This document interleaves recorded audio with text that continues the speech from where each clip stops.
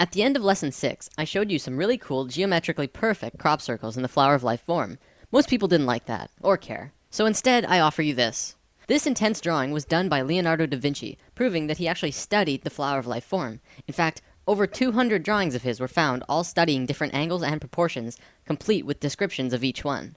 The editor of the book who published these lost drawings didn't really know what they were, so he just said this is how he came up with his gear inventions. Leonardo was able to invent such intricate inventions and designs because he studied divine proportion. Also, Leonardo was a master mason, and it's clear that he most likely got his original knowledge from them. Is the flower of life, among other things, the secret information that the Masons have been keeping secret for the last 1,000 years?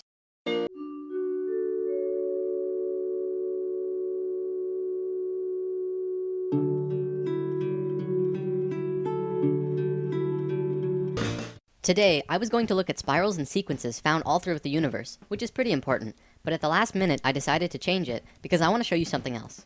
Now, in the comments or end credits, depending on where you're watching this, I posted links to a TED Talks video by Garrett Lacey, a particle physicist who tells us of an amazing discovery in the scientific field. I want to show you and talk about his findings, and then we'll look at dimensions after that. Okay, so Garrett has discovered that by examining coral, they found that each coral head has thousands of different polyps. These polyps are constantly budding and branching into genetically identical neighbors. Through performing heat experiments on these polyps, they were able to find that every single polyp is part of a whole, a single unit of being, but each one is experiencing its own reality individually. From their findings with the coral, they were able to look at quantum mechanics. See, the mathematics of quantum mechanics shows us exactly how our universe works, and we see that everything in the reality is just continually branching into new possibilities, just like the coral. As humans, we are individually experiencing only one of these possibilities, much like the individual polyps. What physics is telling us is that everything comes down to geometry and the interactions between elementary particles. Things can happen only when things are perfectly balanced. So Garrett starts showing us some subatomic particles and the things that make up electrons and protons and neutrons. We always consider these to be the smallest particle, but we never think about what's creating them. Garrett demonstrates to us how the particles that create point particles really work. He shows that when you plot them out in how they move, this is what they look like. At the tiniest scales of the universe, in how it works, is very beautiful. Now, look at this. This is one of the ways that these charges branch off from each other. As you can see, it flows in a hexagonal pattern, the same pattern that we found in the expanded flower of life. Then, if you rotate this pattern in 6-dimensional charge space, you see it forms yet another pattern. Many of you will recognize this as the shape of the Star of David, but its true name is the star tetrahedron, which maps perfectly over the fruit of life. This entire pattern created by the particles is mapped across over precise places on a 200-dimensional spherical shape scientists have called E8, of which also has a geometric shape. By rotating that shape as well, you can see how there are nearly infinite possibilities as to how these elementary particles interact with each other. The details of the reality begin to take form. Now, as this shape is rotating in 8 dimensions, you can see a myriad of different patterns here. Look at this one in particular. This looks a lot like Metatron's cube, doesn't it? At the heart of particle physics is pure, beautiful geometry. By now, you probably can begin to see where sacred geometry falls into this. Where do these shapes originate? Do they just come into being at random? Or does the first shape come from somewhere else? In lesson 6, we talked about the flower of life, the original, perfect geometric symmetry that created the universe. This shape, as we learned, is not only the root of all mathematical proportion, light, the platonic solids, but is also the source of every musical system in the universe, including systems both used and unknown to modern man. It is also the source of energy patterns and, well, everything. It all comes from the flower of life. I believe this is what is at the heart of what's forming every subatomic particle formation, and it probably goes at least a few levels deeper than what Garrett is showing us. Now we can start talking about dimensions. These wheels are some of the oldest symbols known. The only places that they've been found is on the ceilings of certain very old Egyptian tombs. They are always found in sets of 4 or 8, and nobody knows what they are. Even the most famous Egyptologists have no idea, but this is actually proof that the Egyptians not only understood the flower of life, but they lived it. Today, I'm going to show you what these wheels meant, and in future lessons, we will go over the details of this unraveling. There's a lot to cover before we get there though. For the record, the unraveling looks like this. Yeah, it's a doozy.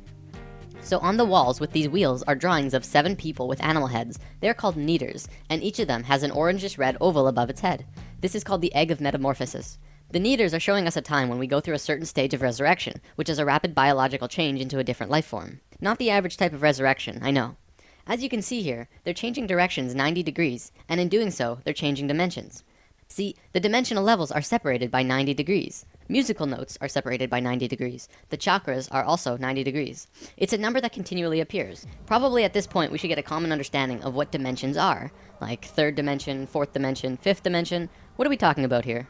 Most people think of dimension in terms of time and space, the X, Y, and Z axis, with time becoming the 4th dimension.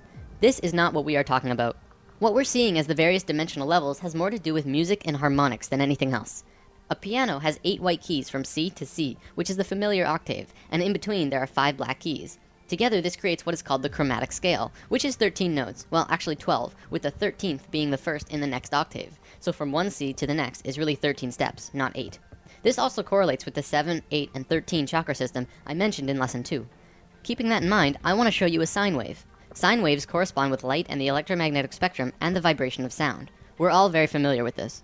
In this entire reality we're in, every single thing is based on sine waves. There are no exceptions to this except for maybe spirit and void.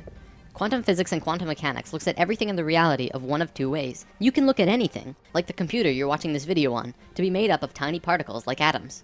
Or you can forget about that idea completely and look at it as a vibration, a waveform, such as electromagnetic fields or even sound. If you look at it as atoms, the laws can be seen to fit that model.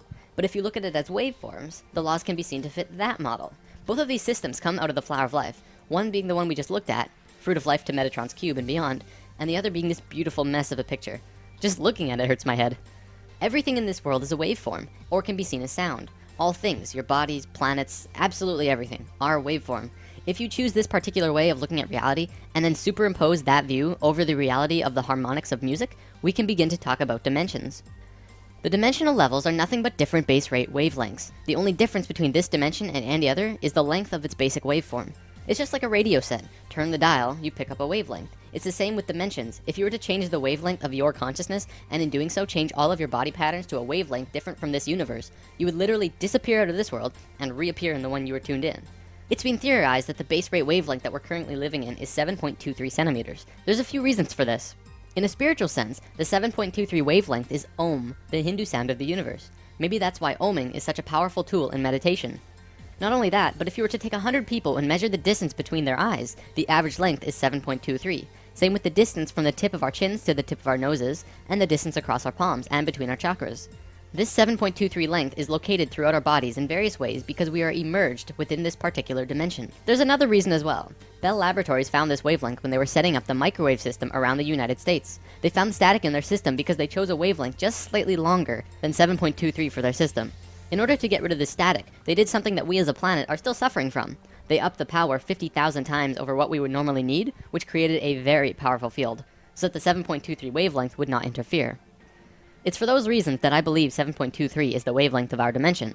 As you go up in dimensional levels, the wavelength gets shorter and shorter, with higher and higher energy.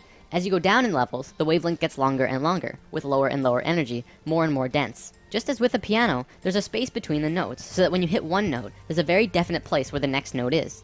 In this waveform universe we exist in, there's a very definite place where the next dimensional level exists. It's specific wavelength relative to this one. Most cultures in the cosmos have a basic understanding of this and understand how to change between dimensions. However, because of certain events that happened on Earth 13,000 years ago, we have all forgotten, but we're about to remember. So if we show each note in the chromatic scale as a circle, we have 13 circles.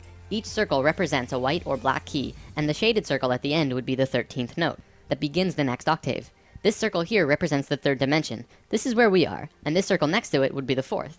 In lesson 3, we talked about channeling, and this is typically where channeled beings are. This is also where you explore when you are astral projecting or lucid dreaming. You'll notice now that the musical system goes upwards and downwards forever, octaves over octaves over octaves. Theoretically, this is how the universe goes too, an infinite spectrum of universes in both directions going upwards and downwards forever.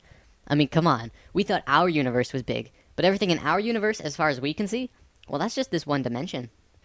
You may have heard people talk about 144 dimensions and how 144 relates to other spiritual subjects. This is because there are 12 notes in an octave and 12 overtones between each note. 12 times 12 equals 144 dimensional levels.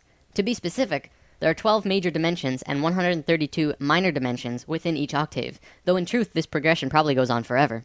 The diagram we've been looking at represents one octave. The 13th note repeats, and then there's another octave after that. Looks like I'm about done for the day.